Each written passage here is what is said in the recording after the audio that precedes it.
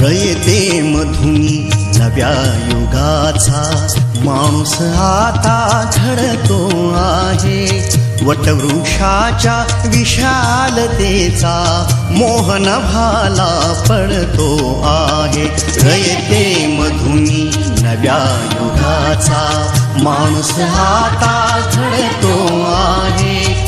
वटवृक्षाच्या विशालतेचा मोहन भाला पडतो आहे. रयते मधुनी नव्या युगाचा.